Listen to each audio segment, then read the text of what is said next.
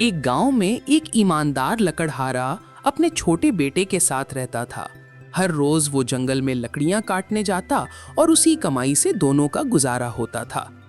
एक दिन लकड़हारा अपने बेटे के साथ जंगल में लकड़ियां काट रहा था।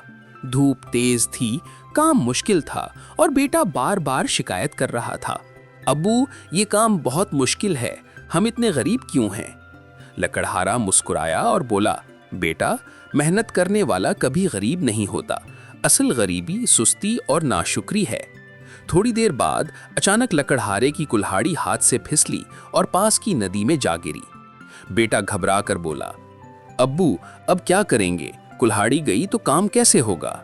लकड़हारा पुरसुकून रहा और बोला, फिक्र न करो बेटा, सच्चाई हमेशा रास्ता निकाल देती है। इतने में नदी से एक आदमी निकला। उसने सोने की कुल्हाड़ी दिखाते हुए पूछा, क्या ये तुम्हारी है? लकड़हारा बोला, नहीं ये मेरी नहीं है।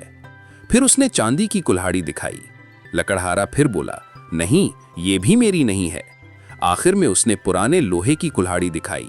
लकड़हारा फौरन बोला, हाँ यही मेरी कुल्हाड़ी है। वो आदमी मुस्कुराया और बोला, तुम्हारी सच्चाई के इनाम में ये तीनों कुल्हाड़ियां तुम्हारी हैं। बेटा हैरान रह गया।